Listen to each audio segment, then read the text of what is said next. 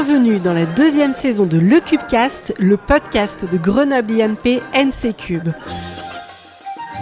Une fois par mois, notre école d'ingénieurs spécialisée dans l'énergie, l'eau et l'environnement vous emmène à la rencontre de ses anciens élèves. On vous présentera des profils et des parcours très différents les uns des autres, mais qui sont tous très inspirants. Et nous sommes vraiment fiers de partager avec vous les expériences et les souvenirs de nos diplômés. Aujourd'hui, on vous emmène à la rencontre de Yann Gerbeau, diplômé de l'NC Cube en 2014. Après avoir travaillé plus de 3 ans dans un grand groupe, puis en cabinet d'études, il a décidé de quitter le monde de l'entreprise pour aller travailler en milieu associatif. Il nous parle de son parcours professionnel, il revient sur ses expériences à l'école et il nous raconte tout ça tout de suite dans le Cubecast. Bonne écoute! Bonjour Yann. Bonjour Célia. Bienvenue dans le tout premier épisode de la deuxième saison de Le Cubecast. Merci. Et aujourd'hui, on va parler de ton parcours à Grenoble INP NC Cube depuis que tu as obtenu ton diplôme en 2014. C'est bien ça ? Exactement. Alors, avant qu'on commence, tu vas te présenter brièvement, s'il te plaît, pour nos auditeurs et nos auditrices. Et tu vas nous dire qui tu es. On va évoquer ton parcours universitaire et professionnel par la suite. Mais là, tu vas te présenter, mais sans parler du côté pro. Ok, donc du coup j'ai 33 ans, on va commencer par le plus simple. Oui. Mais je me considère vraiment comme un grand enfant, même si j'ai 33 ans. D'ailleurs, petite anecdote, aux yeux de l'Europe, je suis encore considéré comme un jeune, donc voilà, je trouve ça plutôt une bonne nouvelle. Sinon, je suis quand même très sportif dans l'ensemble, très enthousiaste également, même si le sujet est peut-être un petit peu moins enthousiaste quand on parle de changement climatique. Et j'ai vu que ça pouvait éventuellement t'intéresser de parler de ma chanson préférée. Vas-y. Donc ma chanson préférée, c'est Nothing Else Matters de Metallica. Ouais. Voilà. Okay. Ça permet de donner une petite coloration du personnage. À qui je suis. Un bon choix, je valide.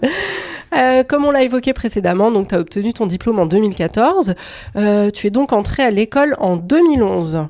Exactement. À l'époque, l'école était sur le campus, tu me disais tout à l'heure. Oui, sur le campus de Saint-Martin-d'Air, exactement. Ouais. Alors, quel était ton état d'esprit à ce moment-là ? Alors à l'époque, mon objectif en fait, donc après les classes préparatoires, j'ai fait des classes préparatoires à Marseille. C'était vraiment de trouver un métier qui avait du sens pour moi. Pour le coup, je pense qu'on ne change pas grand-chose par rapport à maintenant.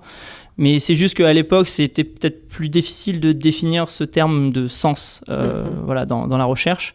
Je savais vouloir travailler dans, on va dire, l'environnement, mais en me documentant personnellement, j'avais quand même déjà eu des échos sur cette notion de changement climatique et de ce caractère vraiment systémique.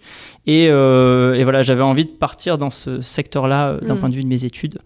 Mon choix s'est donc porté en fait vers l'NC Cube pour ces raisons-là. Et j'avais même regardé les filières, donc avant même mon entrée à l'NC Cube, je savais que je voulais telle ou telle filière. D'accord. ME ou HOE, je ne sais pas si ça a changé depuis. Et je voulais vraiment un sujet en lien avec la dimension énergie, économie d'énergie. Donc tu n'es pas grenoblois, tu es venu à Grenoble pour tes études et tu es resté ici depuis ? Alors non, j'ai fait un petit tour par Paris, j'ai fait un petit tour par Lyon. Alors des petits tours, c'est quand même 3 ans et demi et 5 ans. Donc d'accord. Au final, ça va vite. Et donc en fait, je suis récemment arrivé à Grenoble cet été même. Ouais. Et ravi donc de pouvoir faire ce que je faisais à Lyon, mais dans cette ville que j'appréciais déjà beaucoup quand j'étais étudiant. Ok, parfait. Quel a été ton parcours au sein de l'école ? Alors déjà, j'ai eu la chance de faire la filière que je visais dès le départ, donc la filière ME. Et sinon, vis-à-vis de l'associatif, j'ai fait pas mal d'associatifs étudiants en fait à l'NC Cube, donc une campagne BDS sous le nom d'une liste, donc les Duracube, et être BDS en fait l'année suivante. Oui. Donc j'étais au bureau en tant que secrétaire de l'association. J'ai également pris part aux actions du Grand Cercle, en étant également secrétaire, en charge aussi de la communication. Donc ça rapportait un petit truc supplémentaire. D'accord. Et vis-à-vis du parcours, j'ai pas souhaité faire d'échanges à l'étranger. Je trouvais qu'il y avait déjà beaucoup de choses à faire en fait localement et j'ai pas ressenti le besoin. D'accord. Et la filière, mine de rien aussi, répondait beaucoup à mes attentes localement. Donc, 3 ans à Grenoble. Et alors, qu'est-ce que tu as retiré de tes expériences associatives qui ont été nombreuses ? Oui, alors, qu'est-ce que j'ai retiré ? Vraiment, pour moi, les expériences associatives, ça a été fondamental. C'est vraiment ce qui m'a permis peut-être de m'affirmer davantage, déjà à titre personnel, mais aussi de définir mon projet professionnel. C'est vraiment grâce à ces 2 années de mandat associatif que j'ai vraiment défini mon envie de travailler sous l'angle de la gestion de projet. C'est d'ailleurs ce qui m'a donné envie de postuler en fait après à l'IAE Grenoble, puisque j'ai fait le double diplôme, donc le partenariat qui existe entre les deux établissements. D'accord. Et ça m'a permis de compléter mon profil ingénieur par un diplôme en fait un peu plus axé gestion de projet / entrepreneuriat. Ok. Et justement, ce que je trouve intéressant, c'est que les expériences associatives, qui plus est dans le milieu étudiant, elles ne sont pas toujours prises au sérieux ou suffisamment prises en compte, à mon sens, sur un CV jeune. Et donc là, pouvoir mettre un diplôme en face, ça permettait vraiment de justifier l'importance du travail que ça nécessite, parce que mine de rien, ce n'est pas de la détente. Ben non, absolument, tout à fait. C'est un gros investissement. Et justement, la transition est toute trouvée. Tu travailles depuis 2020 dans une association, Conscience et Impact Écologique, qui est une association d'éducation populaire à la transition écologique. Est-ce que tu peux me présenter cette association, s'il te plaît ? Oui, volontiers. Conscience et Impact Écologique, on va l'appeler CIE pour la suite, ça ira un petit peu plus vite. Merci. Elle existe depuis 2012 et elle a vraiment un objectif central qui est d'accélérer la transition écologique sur l'ensemble du territoire. J'ai envie de dire modestement, c'est en fait un projet énorme. Territoire national ? Et donc territoire national, si tu veux, notre implantation, elle est principalement régionale actuellement avec Lyon, Grenoble, Chambéry, mais on s'exporte aussi déjà en dehors de l'Auvergne-Rhône-Alpes avec Strasbourg et Paris. D'accord. On a vraiment une volonté de se développer nationalement. Et qu'est-ce qu'on fait tout simplement ? Donc on est une association généraliste et qui a pour objectif de vulgariser les liens qui existent entre notre modèle de société et la crise climatique actuelle. Donc on va vraiment aborder la transition écologique sous toutes ses coutures et faire vraiment des liens entre ce qui se passe dans notre société. Donc pas uniquement la biodiversité, pour le coup, on n'est pas une association naturaliste, ça je le dis clairement aussi, mais vraiment faire des liens entre notre société et cette crise climatique qui semble plus grosse que nous en fait. Est-ce que tu peux me donner un exemple concret de ça ? D'activités qu'on peut être amené à réaliser, oui. Alors, ce que j'allais annoncer, c'est qu'on on travaille avec tout type de public, ça qui est assez génial aussi.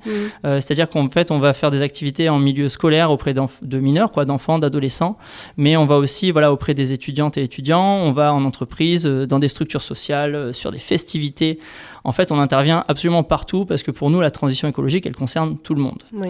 Si je peux donner quelques chiffres, l'association, en 2022, elle a réalisé environ 2000 animations. Donc une animation, il faut considérer que c'est 1 heure avec, on va dire, une quinzaine de personnes. Donc ça donne un peu l'ordre de grandeur.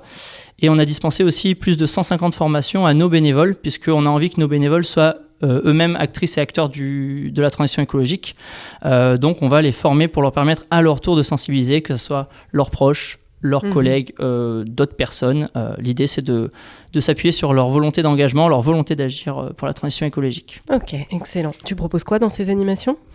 On a un peu 2 formats principaux. Le premier, c'est un format temps d'échange. Donc, on va aborder une thématique, je prends au hasard, le numérique, mais on peut faire déchets, mobilité, alimentation. Enfin, on est assez généraliste, comme je le disais. Et l'objectif, c'est vraiment de regarder cette thématique sous un peu toutes ses coutures, de comprendre les différents liens qui peuvent exister avec notre société, notre santé, les impacts économiques que ça peut avoir. Bien évidemment, aussi en lien avec la biodiversité, on en parle un petit peu. Et on a un second format, plus sous un format atelier, qui lui vise vraiment à outiller les publics qu'on sensibilise. Donc soit à travers des jeux, soit à travers des recettes, donc vraiment de la confection avec le do-it-yourself que pas mal de gens commencent à connaître maintenant. Et toi, ton rôle dans cette association, c'est quoi ? Qu'est-ce que tu fais ? Alors c'est assez simple. Mon rôle, c'est tout simplement de développer l'antenne iséroise, comme ce que je faisais à Lyon par le passé. Et donc du coup, développer l'activité, c'est tout simplement trouver de nouvelles structures qui veulent accueillir nos activités, trouver de nouveaux publics qui veulent recevoir ces activités-là et par le bouche à oreille, en fait, amorcer vraiment cette transition écologique et y contribuer autant que possible. Ok. Est-ce que tu peux dire que ton engagement étudiant t'a amené tout naturellement à travailler dans une association plutôt que dans une société ? Alors, faut savoir qu'avant de pouvoir travailler dans une association, j'ai quand même fait plus de 3 ans en milieu entreprise. D'accord. Successivement dans l'automobile et la valorisation des déchets. C'est plutôt ces expériences-là en fait qui m'ont tourné plutôt à me pousser vers des structures qui, disons-le franchement, ont un engagement plus concret, voire plus éthique en fait envers cette transition écologique.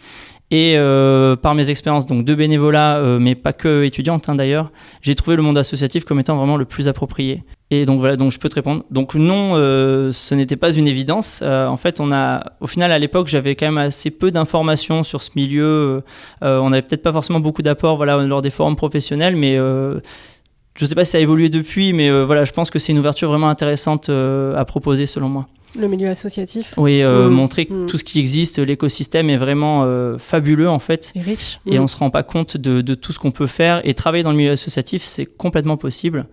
Alors après, il y a un bémol en lien avec le salaire, hein, on peut en parler franchement aussi. Ouais. Mais toujours est-il que l'engagement moral et le fait de se lever pour aller travailler, c'est pas du tout la même approche. Ouais. Tu trouves ton équilibre entre les inconvénients et tous les avantages que tu en retires, même pour toi, quoi, pour ce qui te nourrit aussi au quotidien. Oui, alors je considérerais même pas forcément que le salaire plus bas, ça soit un inconvénient, parce qu'on on doit aussi quand même réfléchir à une logique de consommer moins mais mieux, et donc en fait je n'ai aucun problème financier en dépit d'un salaire beaucoup plus bas que mes amis. Oui. C'est important de changer notre rapport à l'argent. Et de pouvoir considérer l'argent vraiment comme un outil et non pas comme une fin en soi. Ça, c'est vraiment quelque chose qui pour moi est très important et que du coup je peux porter grâce à mon cursus actuel. Voilà. Ouais, en plus. En fait, c'était très intéressant de parler justement de cet engagement étudiant, puisque notre saison 1 du podcast, que je vous invite à réécouter, a parlé de l'engagement étudiant. On est allé à la rencontre des étudiants qui s'engagent à travers différentes associations. On a eu plusieurs portraits d'étudiants. Il y a une question qui est revenue quand même assez souvent, et j'aimerais que tu y répondes. Qu'est-ce que tu dirais, toi, à un étudiant qui souhaiterait s'engager mais qui n'ose pas passer le cap ? Alors, c'est quelque chose qu'on voit beaucoup, hein, parce qu'il faut savoir que nos bénévoles, mine de rien, sont principalement étudiants ou jeunes actifs. D'accord. Et donc, c'est concrètement un sujet très, très contemporain. Dans le milieu écologique, vraiment, l'engagement, c'est vraiment le meilleur remède pour contrer l'éco-anxiété. L'éco-anxiété, c'est quelque chose qui est quand même très présent dans le milieu étudiant, parce que les étudiants se projettent nécessairement vers leur futur professionnel, mais aussi personnel. Et on sait qu'il sera directement concerné par la crise climatique. Donc en fait, j'ai même pas forcément une phrase, mais j'ai qu'un seul mot, c'est agissez, faites quelque chose, agissez auprès des publics, auprès de votre famille, dans votre quotidien, peu importe, parce que l'important, c'est vraiment de passer à l'action et de sortir en fait de cette boulimie informative qu'on peut avoir avec tous les réseaux sociaux, toutes les informations qui nous tombent dessus. Absolument. Il faut passer à l'action, quoi. Absolument. Et on avait effectivement un épisode très intéressant sur l'éco-anxiété que j'invite tout le monde à réécouter. Dans ton parcours professionnel, qu'est-ce que t'apporte cette formation d'ingénieur ? Alors je pense que ce qui m'a le plus servi avec le recul de quasiment 10 ans d'expérience professionnelle, c'est vraiment la capacité de réflexion et la recherche de solutions en fait, autour d'une problématique concrète. Pour moi, c'est vraiment celle-là la compétence la plus forte qu'on apprend en milieu ingénieur et que j'ai pu acquérir de manière générale avec mon parcours académique. Je me sers un peu moins de mes compétences techniques, bien évidemment, mais ça se révèle quand même parfois utile sur certaines animations lorsqu'on veut vulgariser le fonctionnement d'un incinérateur ou parler de production d'énergie, ou même tout de même la thématique numérique. Ça peut vraiment servir à bien des égards au final. Oui, je comprends. Qu'est-ce que tu pourrais dire sur Grenoble INP NCCube à une personne qui souhaiterait faire une école d'ingénieur ? Alors c'est vrai que je connais peut-être assez mal l'NCCube d'aujourd'hui, puisque j'ai un logiciel un petit peu ancien. Même le bâtiment a changé. Alors... Le bâtiment a changé également, en effet. Ouais. Mais globalement, je vois quand même que ça bouge beaucoup au niveau étudiant. Il y a vraiment un engagement qui semble global. Oui. Et puis après, de manière générale, le cadre de vie en fait autour de Grenoble, c'est quelque chose de très agréable qui permet aussi de se déplacer sans polluer. Bonjour le vélo. et voilà, de manière générale, j'ai vraiment hâte aussi de pouvoir travailler avec l'NCCube, pouvoir rencontrer les étudiantes et les étudiants et avancer sur le projet qu'on mène. C'est des projets en cours ? C'est une volonté en tout cas. Je suis arrivé récemment sur Grenoble, donc l'idée c'est de pouvoir porter ça collectivement. Oui, très bien. Et écoute, le message est passé. Si ton parcours à l'école était à refaire, est-ce que tu changerais quelque chose ? Alors, j'ai entendu parler d'une nouvelle filière en lien avec les low-tech. J'ai pas beaucoup plus d'informations, mais je pense que j'aurais tout simplement foncé dans cette filière. Je trouve vraiment le sujet essentiel et pouvoir mettre des profils ingénieurs sur cette thématique-là, ça me semble vraiment indispensable pour notre futur. Pour le reste, le double diplôme, mes expériences associatives, vraiment, je les garderai parce que ça a été fondamental pour moi. Peut-être des futures formations, à voir. Ça reste à voir. On arrive à la dernière question de ce podcast, la question signature de cette saison. Raconte-nous un souvenir d'école, peut-être le meilleur ou le pire, je ne sais pas. Allez, raconte-nous un souvenir, lequel ce serait ? Spontanément, je pense à l'amphi-veille, donc c'est l'amphi de rentrée que toutes les étudiantes et étudiants font. Je me rends compte que j'ai eu l'occasion de le faire 2 fois. Donc ça c'est intéressant. D'accord. La première fois en tant que nouvel étudiant, donc en première année pour les premiers jours de ma 1A, et une seconde fois en fait en tant que représentant du Grand Cercle, donc avec la possibilité de représenter le Grand Cercle à tous ces étudiants là. D'accord. Alors pourquoi c'est ce souvenir c'est parce que en première année l'ambiance vécue elle est vraiment électrique. On se rend compte qu'on appartient vraiment à une énorme famille qui est Grenoble INP. Et la deuxième année, en fait, c'est avoir cet amphi électrique justement devant soi et parler à plus de 1000 étudiantes et étudiants. C'est vraiment un moment fort et une expérience de prise de parole qui est pas anodine. Et je pense que ça m'a aidé, je pense, pour la suite aussi d'un point de vue animateur, une posture d'animateur, Bien puisque sûr. Parler à tout ce monde-là, ça peut être un petit peu intimidant. Un peu, oui, j'imagine. Eh bien, écoute, Yann, merci beaucoup d'avoir répondu à toutes ces questions. Je te souhaite plein de bonnes choses pour la suite, une belle collaboration peut-être avec Grenoble INP, et à très bientôt sur le podcast de Grenoble INP NCCUB. Merci beaucoup, Célia. Merci d'avoir écouté le Cubecast et rendez-vous le mois prochain pour un nouvel épisode à la rencontre d'anciens étudiants qui vous raconteront leur parcours. Pour faire vivre ce podcast, n'oubliez pas de le liker, de le partager et d'en parler un maximum autour de vous. À bientôt!